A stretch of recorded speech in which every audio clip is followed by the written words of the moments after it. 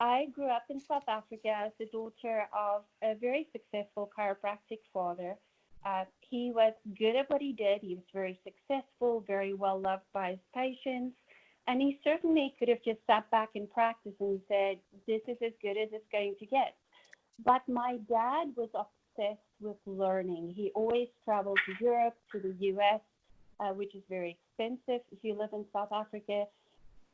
My dad once told me, and I will never forget this, it was an impacting moment in my life, and I was very young, but he said, Katinka, it's not the 8 out of 10 people that you help that drives you. It's the 2 out of 10 people that you send home that you couldn't help that will haunt you forever and that will continue to drive you to success.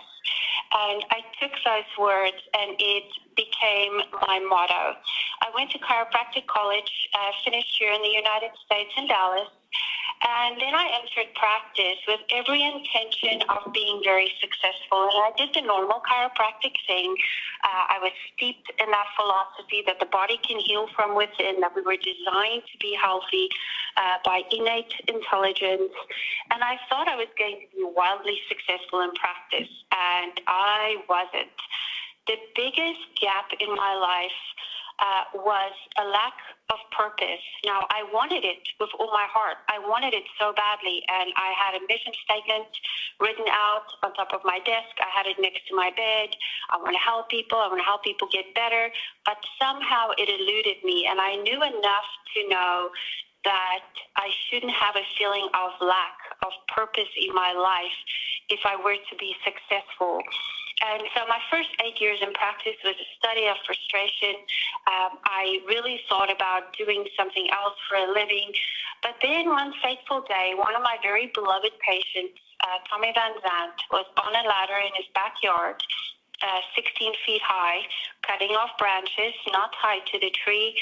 A branch came down, knocked him off the ladder, and he instantly became quadriplegic. His family called me and asked me to come to ICU and treat him. And I will never forget the feeling of standing next to his bedside and feeling utterly hopeless. And something inside of me in that moment changed, and I decided that I never was going to feel hopeless again. Now, I fought for Tommy. I went to Craig in Colorado to treat him in rehab, but I just could not overcome the physical damage that was done to his body. But I set out to find the most hopeless, helpless conditions in the world, the most painful conditions in the world, and I became obsessed with helping those patients. My first patient was a complex regional pain syndrome patient, and I'm going to cover that syndrome in just a heartbeat. His name was Carlos. He came in with his wife, and he suffered from full body burning nerve pain, feeling as if he was being burned with a blowtorch. He could not eat any food because the second he did, his digestive tract would just be on fire. And he had lost something like 60 pounds. They had a 9-month-old baby. He used to be a police officer, and his wife the night before walked into their bedroom and found him with a revolver in his mouth. And she said, I'm going to make a deal with you. If you try one more thing, then I will let you go. And I will raise our son, and I will not blame you. And so Carlos agreed reluctantly to see one more doctor, and lucky or unlucky for me, I was that doctor. So they walked in, they delivered this message. I went to the back of my office building at the time, and I cried. And I said, Dad, I don't know how I can do this. What if I cannot help this patient and he commits suicide? And my dad said, that's not your job. Your job is to go out there and do your best. And whatever happens after that is between him and his body. And so I did that. I treated Carlos. He left, ate his first full meal in, I think it was 6 months at the time, at a Luby's cafeteria here in Arkansas. That's fine dining, guys. So it was the most amazing feeling of my life. After 12 weeks, Carlos went into remission from a condition that's 100% guaranteed medically not to be curable, and I was utterly and completely Quote, my chiropractic upbringing and education provided me with an understanding that the body was designed to heal from within, but that the body should be treated as a whole, as connected to a human being with emotions such as fear and grief, and not a machine comprised of parts. You're not working with an engine. I learned that the body and the brain is intimately connected to every cell in the body, and that the brain is not merely an organ whose electric and chemical imbalances can be manipulated by chemicals without serious side effects and repercussions. So I followed a whole body approach. I had this breakthrough realization that allopathic medicine treats symptoms and that chronic pain patients needed to be approached with a different approach where you come in and you don't assume you know where the problem is because they have pain in the foot. You're just going to look at the foot, or just going to look at the GI tract. You're going to look at the entire body and not leave a stone unturned. I knew that I wanted my life to matter, and I knew that I found my purpose. So we passed the slide, but this is one of my favorite sayings. I have it on my office wall. You never know how much you say, do, or think today may affect the lives of millions tomorrow. And I live by this.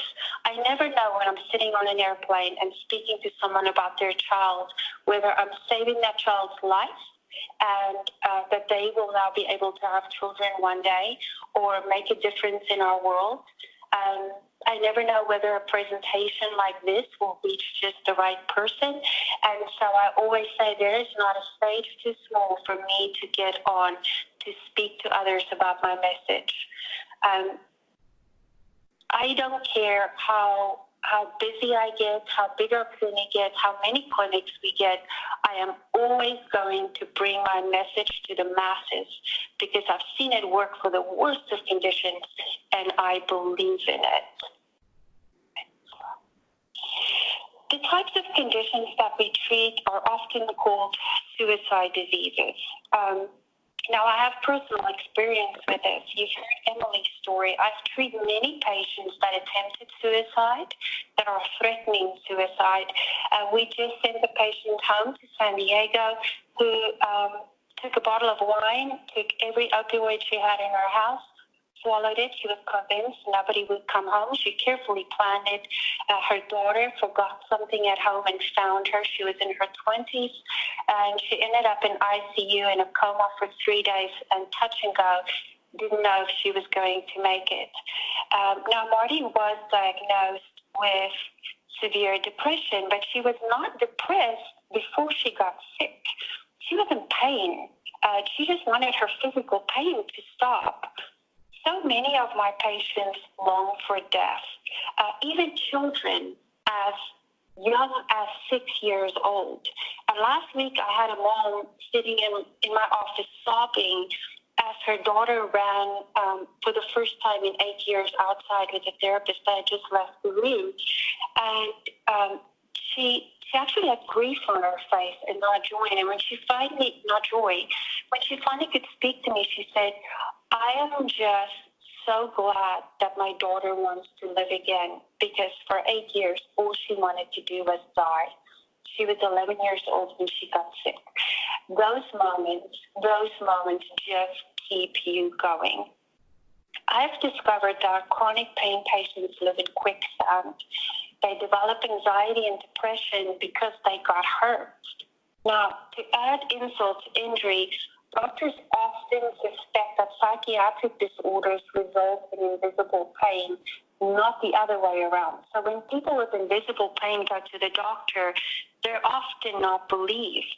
And then they're too scared to seek help for their mental health pain on top of their physical pain, as they fear that it will make them crazy or make them seem crazy, as if their physical condition is not real, when already often they're not being believed. But at the bottom of all this, like a hidden virus, lies pain, physical pain, real pain. This is at the core of chronic pain patients' mental dysfunction, and this is what must be addressed. I am not a person that likes Band-Aid treatments. I like to get to the core of the problem and sort it out so that the problem will go away and not reappear. If a patient in those conditions simply take an antidepressant, it's not going to solve anything long term. And if that antidepressant stops working, or if their physical pain does not have a ceiling, eventually there will not be enough medication in the world to save that patient from not wanting to live anymore. So this is, when I was doing my research for this talk, was actually quite shocking. We can sometimes become numb to statistics. But the total number of prescription medications written in the U.S. has grown by 85% in the last 2 decades, while our U.S. population has only grown by 25%.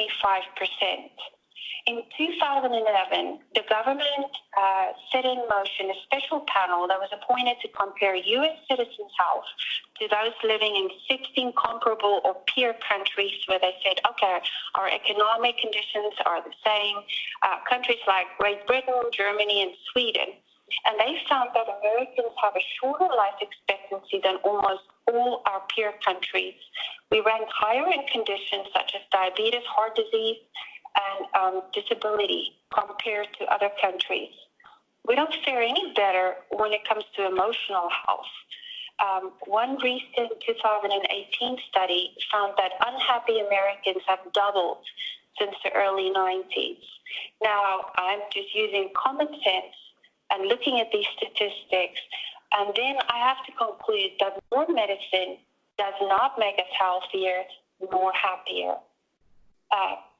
Because of all of this, I've reached the conclusion that rather than trying to numb pain for patients, we should try to find the reason that pain exists.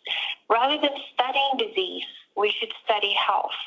And rather than treating isolated symptoms with different doctors, so you go to one doctor for your GI problems, and another doctor for your mental health, and another doctor because you have pain in your shoulder, we should start focusing more on treating the whole person, and rather than passively being treated by doctors. Patients should be charged with their own care. They should be empowered and carry the responsibility of their recovery. They should be an active part of that process. So you need to give them tools that they can use, such as dietary changes and physical exercises, and in psychological workshops that can even be done in group form while they're going through treatment. And I'm not just talking about sitting around in a circle and getting counseling and talking about your problems, but there are innovative programs available in the world now that can make such a big difference. One of the programs that we offer is a process called the Lightning Process. And that originated in Europe by a physiotherapist designed for extremely intense pain. It's a 3-day workshop where they use some neuro-linguistic programming. But rather than just talking about your problems, these patients are handed tools, something they can do the moment they feel isolated, a process they can actually go through to take them from fight or flight sympathetic overdrive into parasympathetic, rest and digest. I'm relaxing and I can heal and calm down. So we're placing tools into their hands. For too many years in the U.S., we've been passively treated by doctors, and patients are tired of it. They are ready, for the most part, I have found, if they get sick enough, they want control back of their life. Complex regional pain syndrome, I'm going to give you guys the clip version, is a condition that starts after an injury. So it is something it could be something small, like bunion surgery, or I bumped my knee, or even I just went in for IV, or they drew blood, a needle entering the arm. The patient has a nervous system imbalance, but they're not aware of it. That wound then starts burning, becomes red. Sometimes the whole arm or leg, it usually starts in the leg, will start discoloring, look purple and red and swollen. And the frightening thing is that pain will spread most often to other body parts. It does not discriminate to age. Many, many kids, even babies as young as 3 months old, have been diagnosed with this. There's no medical cure, and it is called a suicide disease. There are fewer than 200,000 cases in the United States. Medically, ketamine, which is a horse tranquilizer, is administered, usually through an IV. It disconnects the body from the brain and will briefly alleviate the pain. They used to put patients in ketamine comas in Germany and Mexico, but too many people died, so they suspended those programs. Doctors will also recommend spinal cord stimulators. These are pushed really hard, profit margin very high on those. But unfortunately, in practice, they're not very well regulated and have proven not to be very, very successful. For kids, they often recommend pediatric pain programs. Pediatric pain programs, I'm a blunt person, and I'm just going to say what's on my mind. I think they're archaic, borderline abusive. These kids go in, they're encouraged not to mention their pain, not to talk about their pain, that there is no cure, they have to accept their pain, and whatever elevates their pain, they're exposed to over and over again. So let's say if you bump into them, that sends their pain through the roof, they'll be hit with pool noodles. This is happening in the U.S. If loud sound causes migraines, then they have horns blasting. So they just get used to the pain. And kids very, very young are put into these programs. Now, Ehlers-Danlos syndrome affects about 1 in 5,000 people. It is an inherited condition that affects the connective tissue and can lead to many problems, hyperflexible joints in the body. It can be asymptomatic, but with the right trigger, that condition can become very, very painful. I'd say comparable with complex regional pain syndrome, which is rated as more painful as childbirth, only it doesn't just last, hours, but it's constant day in and day out with no light in sight. Now, we may think of DNA as something you inherited and we're a victim of, but Bruce Lipton is an American biologist that's done a ton of research in this department, and he said that the character of our lives is determined not by our genes, but by our responses to environmental signals that surround us. So, what that means is you may have the gene code for EDS or for cancer, but it's still like a lock that needs a key. And that key is a stress, physical, chemical, or emotional stress that unlocks it. And if you can figure out how to lock the lock again, even though the genetic blueprint is still there, that patient may become asymptomatic.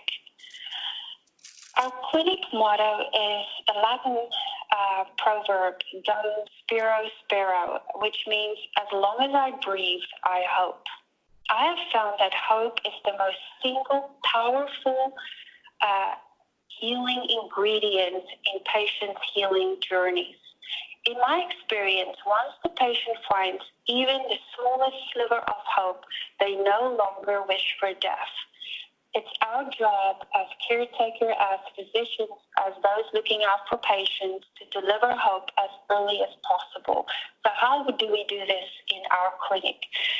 So through various modalities and techniques that I will describe to you guys, we figured out how to decrease physical pain as early as the first 4 to 8 days of treatment.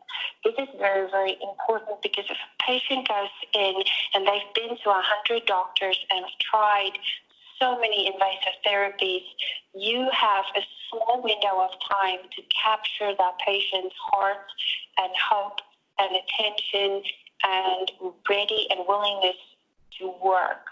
And so it's very, very important that we show them that their pain can drop on the pain scale even 1 to 2 points, and that this can be done by their body without medication. Even though our clinic is relatively tiny, what we are doing is working. We're treating some of the worst pain conditions in the world. We treat people that have tried everything else. Our patients who recover come in suicidal and they leave knowing that they've been given a second chance at life. So they suffer from very rare conditions, some of the most hopeless and painful conditions in the world. And I'm thinking, if the hopeless can be helped, why can other conditions not be helped also using the same methods? Our recipe is simple but effective, and every patient recovery starts with a single emotion, hope. Katinka? Yes. Could I just add a little personal testimonial to that? Because yes, Joe, please. I'll say that, some of the things that you've mentioned about, some of the traditional methods of pain management and what our kids are going through and people can go through, they lose that hope. They're being told over and over and over and over again that it's a condition. In the case of my daughter's EDS, there's no cure for that, and we're going to teach you how to cope with it and teach coping mechanisms. And the element that you brought up earlier of, not being believed by traditional healthcare and physicians saying, we can't diagnose anything, so it must be psychological. And so in Emily's case, she felt that no one believed her. And as much as her mom and I tried to let her know that we would go to the ends of the earth. And in fact, I remember in one of her hospital admissions saying, if I have to take you to Australia and dance around a fire in the rainforest with pygmies, we'll do that, right? Because we'll never give up. But the one thing, and I'm starting to well up here so people in the room can see that, but the one thing that happened at the clinic in Fayetteville when, and I'll always remember this, it was day 2, and Emily called me with a test. And a test that I showed a lot of people here in the building. And she sent me that test, and it showed what was going on with her nerve endings in her back. And it was a medical test that Dr. Vandermeer performed on Emily and showed her what was happening with her nerve endings. And she said, it's real. What you're feeling is real, and we can help you. And she said, she just said, somebody believes me. See, I'm not crazy. And she had hope. All right, that's all I can say.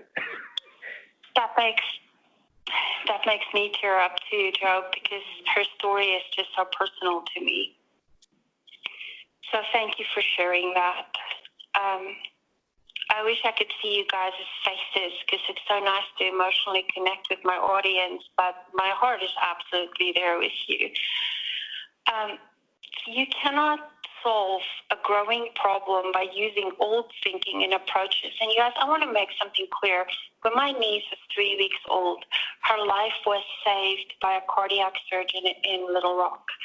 And so I have massive respect for medical doctors. I now work with a team of medical doctors across the country that are referring patients to me.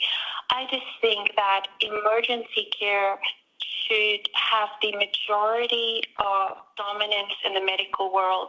And chronic pain management, there are so many more effective ways than what we are trying to numb the pain from the outside in. Robin Williams said, no matter what people tell you, words and ideas can change the world. And so I hold the belief in my heart that what we're doing here is going to grow and that we can make a difference. Even though we're a tiny clinic, I think we're employing 22 people now here in Arkansas. I'll tell you, when a lot of people pull us, say from Europe or New York City, they didn't have in their life plan coming to Arkansas to come try to find an answer. But my program shouldn't be the only of its kind.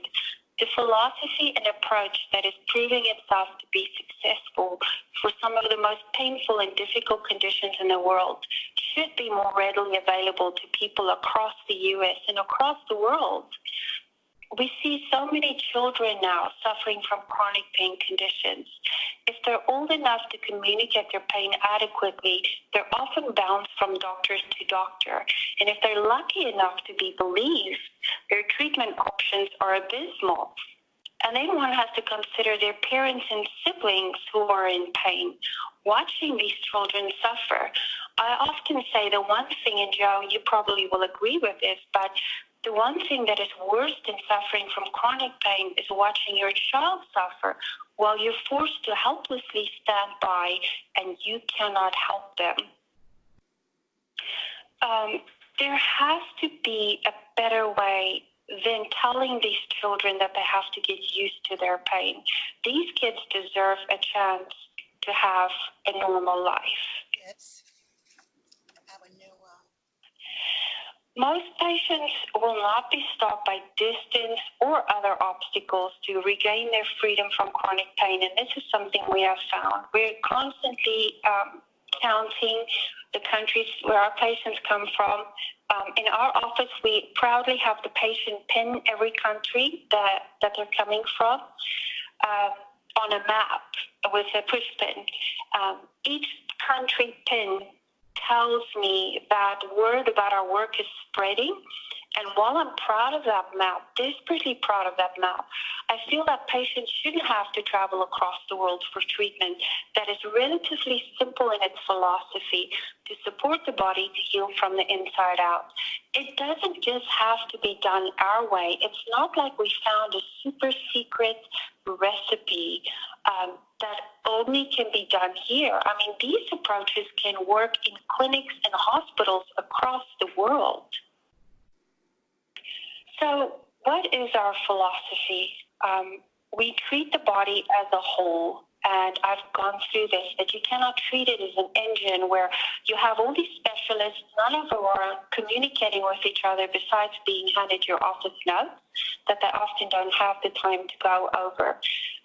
It is possible for scar tissue in the shoulder to directly affect healing of chronic complex regional pain syndrome in the left foot, for instance. We have found it. Find the root cause. There is a revolution in health where patients no longer want to accept that they suffer from A, B, C, D, E, and they're going to take a tailor-made drug made specifically to mask those symptoms, then come with side effects for which they need more drugs. People want to get to the root cause of their problem, and we have found that that root cause often lies in the central nervous system.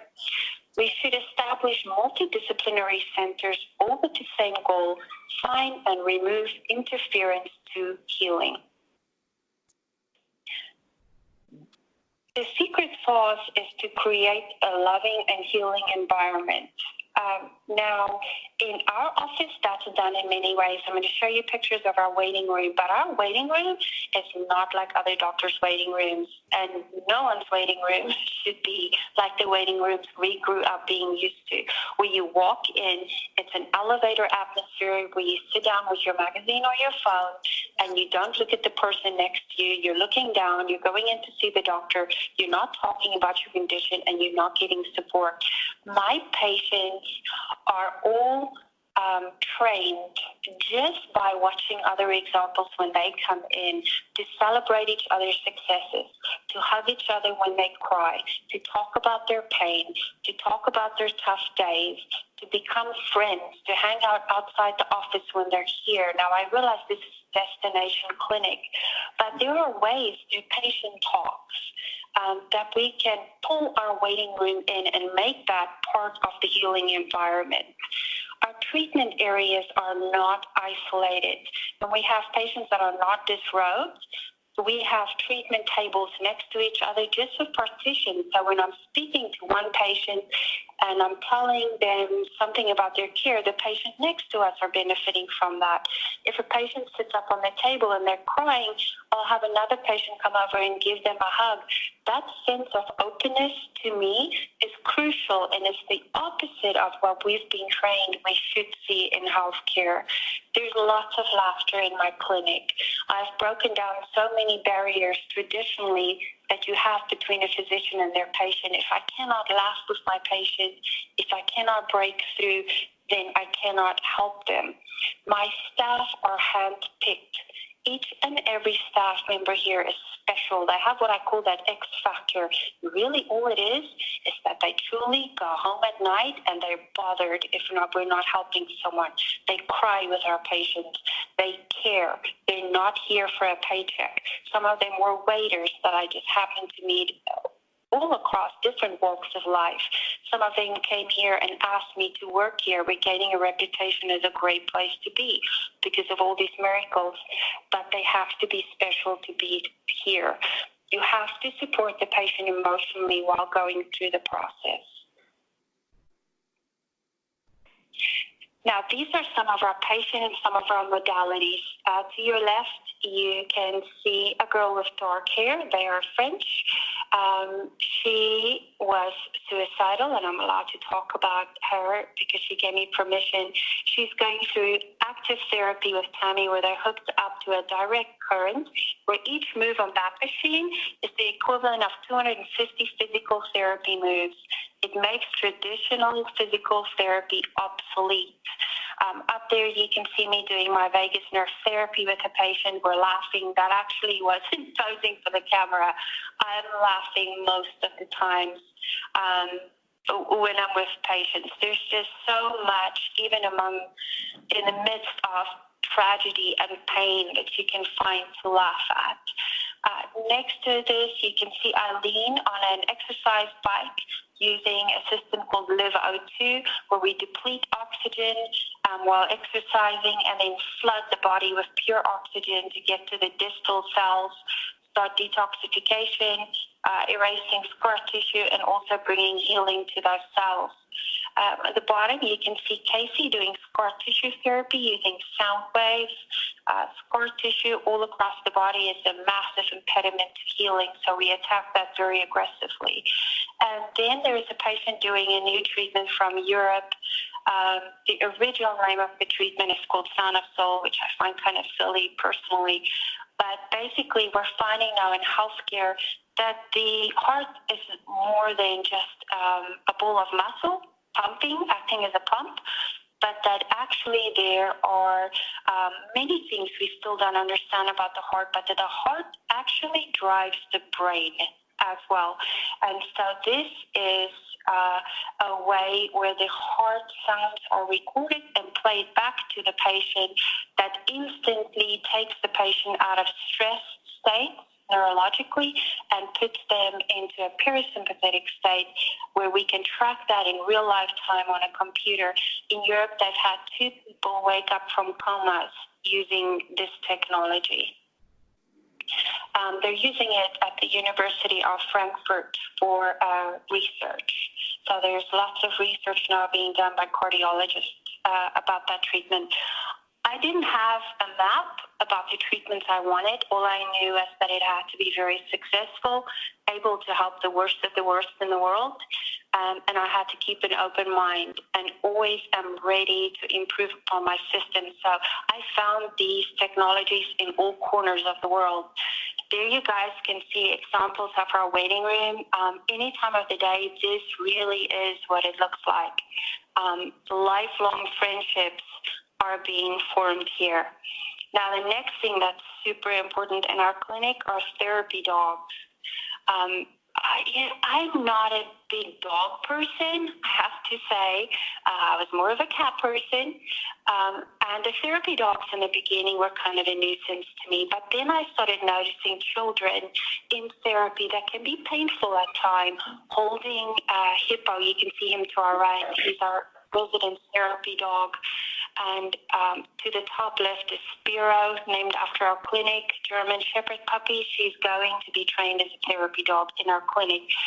To the bottom is Laura's little Dutch hand, and Daisy. She's not a very nice dog, it's between us, but Daisy has her fans in the waiting room, and massively important to Laura going through the treatments. So I have found these dogs to be super important to these patients when they're going through painful treatments, to distract them, to get comfort. Deep down in our hearts, it doesn't matter what age we are. Sometimes we just need that feeling that we have, that comfort, that teddy bear, that blanket, because we go back to a childlike state when our pain is that high. That is me with Miss Junior Mississippi, I think is what they call it. She was absolutely amazing. Came in severe pain with complex regional pain syndrome and EDS. Beautiful girl that stepped out of life for 5 years. She is now back in university. She is a cheerleader. She has her life back. She has her first boyfriend. The bell that you see is a ceremony that we promote in here, where if the patient reaches the pain levels that they aimed for, if they feel that they've achieved success, every staff member in the clinic and every patient gathers. We put it live on Facebook, and we have what we call a bell ceremony, where they have a speech, and I speak a little bit, and they just get to ring that bell. It's a full stop, or I guess you guys say period here in the U.S. It's a period to their care where they can say, that part of my life is now over, and I'm entering a new part of my life. These ceremonies are so important to patients because it's something they can look forward to. It's a goal they have. They see other people going through it, and it gives them hope. I would like to end my talk today with this message. Oh, wait, I have pictures to go through. Eva, to the left, is from Belgium, the girl that's running out of the water. She was doing her first triathlon.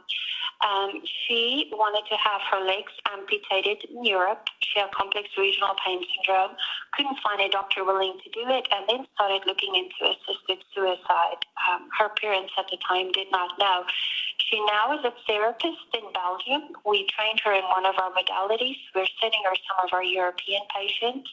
Just that one therapist that went from hopeless to helping others have made a giant difference to probably 50 patients' lives already this year. So that one drop in the ocean, the ripples going out, are just magnificent. Next to her, standing on the rocks, is Victorine from Sweden. She hikes 10-mile hikes now. She had complex regional pain syndrome. The girl next had Arnold Chiari malformation, hugging her mom. She was a marathon runner. What you guys see there is a moment where she just ran for the first time in, I want to say, 4 years. And her mom was sobbing. You can't see her mom's face. Next to her on the top right is Megan. First time she ran. You can see the absolute joy on her face. Bottom left corner is Gabby. Gabby was suicidal. They called her once, her mom at work, and said, Gabby wants to take her own life. And her mom just made it to the car and started sobbing. And she said, I just asked for a solution. Open YouTube and our video popped up. That is the first moment, that hug, when Gabby's pain dropped to 0. Next to her is another patient, professional volleyball player. You can see her legs before. Look at her knees. They're knock-kneed. And then after, she had complex regional pain syndrome for 5 years. She's now back to competitive volleyball, landing on those ankles, or right ankle. You can see the red foot. That's what complex regional pain syndrome looks like. She was on crutches for 5 years when she came in. And in her case, didn't want to be here. Her mother pretty much hog-tied her and put her on an airplane to come to the U.S. Next to her, you can see Sam and her mom. Her mom jumps up and down when happy things happen to her care. And so I managed to capture that moment where her pain in her lower body dropped to a 7 out of 10 for the first time rather than a 10. To me, that picture exemplifies pure joy.